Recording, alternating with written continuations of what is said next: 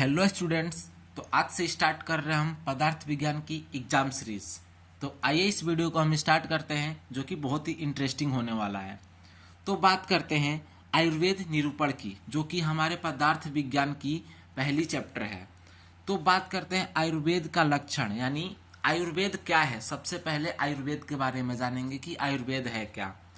हिताहितम सुखम दुखम आयुतस्य हिताहितम मानम च यत्रोक्तम आयुर्वेद सोच्यते। यानी इसका अर्थ ये होता है हित अहित सुख दुख, चार तरह की आयु बताई गई है। इस आयु का हित अहित पथ्य अपथ्य और वायु का मान जिस शास्त्र में बताया गया है उससे हम आयुर्वेद कहते हैं। यानी जिस शास्त्र के अंदर हितायु अहितायु सुखायु और दुखायु के बारे में बताया गया हो उससे हम क्या कहते हैं, आयुर्वेद कहते हैं। तो नोट में देखते हैं आयु जो है चार प्रकार की होती है। कौन कौन सी? हितायु अहितायु सुखायु और दुखायु। तो ये तो थी चार प्रकार की आयु। तो अब बात करते हैं आयुर्वेद की प्रयोजन का।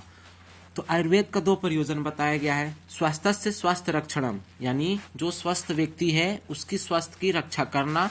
दूसरा है आतुरस्य विकार प्रशमनम च, यानी जो रोगी है उसकी रोग को दूर करना। ये आयुर्वेद का दूसरा प्रयोजन बताया गया है। देखते हैं नोट में, यह सब जीवित शरीर के अंदर ही पॉसिबल हो सकता है। आयुर्वेद को जानने के लिए हमें सबसे पहले आयु के बारे में जानना जरूरी है। तो देखते हैं आयु क्या है। शरीर इंद्रिय सत्वात्मा संयोगधारी जीवितम नित्यगच्छ अनुबंधगच्छ पर्याय उच्यते। यानी शरीर इंद्रिय मन तथा आत्मा के संयोग को आयु कहते हैं।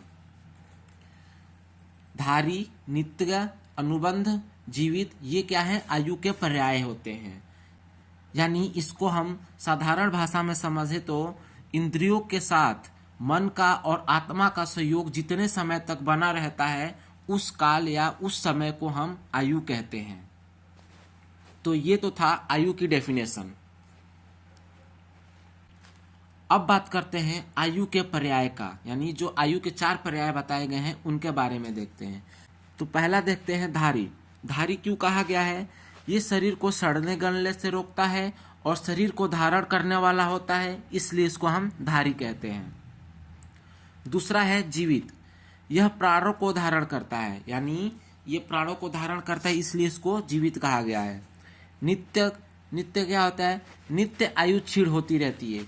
जैसे जैसे हमारी उम्र बीतती है यानी आयु की हमारी क्षीण होती है, आयु कम होती जाती है। निरंतर गति के कारण इसे नित्य कहा गया है। अनुबंध, चौथा क्या अपना अनुबंध, आयु शरीर के साथ बंधी हुई होती है। यानी जो आयु होती है वो हमारे शरीर के साथ ही बंधी हुई होती है। अभी हमने आयु का डेफिनेशन देखा, उसमें क्या था, शरीर का आत्मा और मन के साथ जब तक संयोग रहता है तब तक ही आयु मानी जाती है। प्राणों का शरीर से अनुबंध रहने से आयु को अनुबंध कहा गया है। यानी प्राण जो होते हैं हमारे शरीर में ही होते हैं और जब तक हमारे शरीर में रहते हैं उसी चीज को अनुबंध कहा गया है। शरीर को धारण करने वाले काल को आयु कहते हैं। यानी जब तक हमारे शरीर में आत्मा का मन का इंद्रियों के साथ संयोग बना रहता है उस समय तक को हम आयु कहते हैं, यानी उस काल को हम आयु कहते हैं।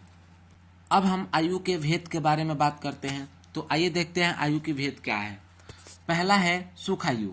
हम चार प्रकार की आयु पढ़ने वाले हैं, सुखायु, दुखायु, हितायु और अहितायु। तो पहला अपना है सुखायु। इसमें देखते हैं क्या होता है, जो मनुष्य शरीर तथा मानसिक रोगों से रहित हो, यानी एक ऐसा मनुष्य जिसको ना ही कोई शारीरिक बीमारी हो और ना ही कोई मानसिक बीमारी हो, विशेषतः सदा युवा के समान दिखाई देने वाला हो, यानी उसकी एजिंग बहुत स्लो हो, शरीर में बल व वीर्य उत्तम मात्रा में हो, यानी वो जो पुरुष है उसके अंदर वीर्य भी और बल भी उत्तम मात्रा में होना चाहिए, यशस्वी हो, पुरुषार्थी हो, यानी वो दीर्घ आयु वाला होना चाहिए, प्रकर्मी होना चाहिए और ज्ञान विज्ञान से संपन्न होना चाहिए, यानी उसको ज्ञान और विज्ञान का ज्ञान होना चाहिए। जिसकी इंद्रियां अपने अपने विषय को ग्रहण करती हो, यानी जितनी इंद्रियां बताई गई हैं, कर्म इंद्रिया और ज्ञान इंद्रिया, उन सबका अपना कार्य सही रूप से चलता हो, जो सब प्रकार से धन संपत्ति से युक्त हो, इच्छा अनुसार जिसके कार्य पूर्ण होते हो, उस मनुष्य की आयु को सुख आयु कहा गया है। यानी ऐसे मनुष्य की आयु जो होती है वो सुख आयु होती है, यानी उसको किसी भी प्रकार की कोई भी कमी नहीं होती है, उसे सुख आयु कहते हैं। नेक्स्ट देखते हैं दुख आयु। जिस व्यक्ति में उपर्युक्त लक्षणों के विपरीत लक्षण दिखाई देते हो, यानी जो हमने सुख आयु में पढ़ा था उसके अपोजिट हो इसमें, यानी उसको क्या हो, दैहिक मानसिक कई प्रकार के रोग से ग्रस्त हो, उसको कई प्रकार के कष्ट हो, तो ऐसे आयु वालों को दुखायु कहते हैं। यानी जिसके जीवन में बहुत सारे संघर्ष हो, वो हमेशा परेशान रहता हो, उसे दुखायु कहते हैं। नेक्स्ट है हितायु। जो सबका कल्याण चाहने वाला हो, दूसरों की धन की इच्छा ना रखता हो, यानी कि ऐसा व्यक्ति जो अपने से पहले दूसरों का सोचता हो और वो किसी की धन की इच्छा ना करता हो।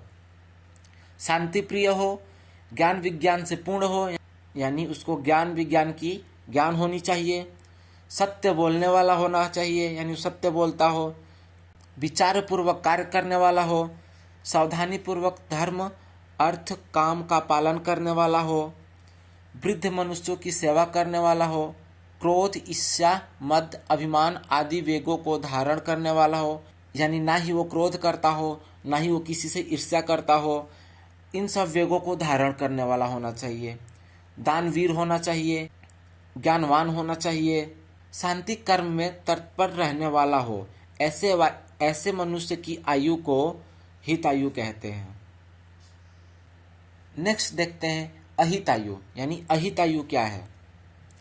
जिस व्यक्ति में उपर्युक्त लक्षण विपरीत दिखाई देते हो, यानी हमने जो जो हित आयु के लक्षण देखे थे उसके अपोजिट, यानी जो हित आयु है इसके अपोजिट लक्षण जितने होते हैं उसको तो कहा गया है अहितायु।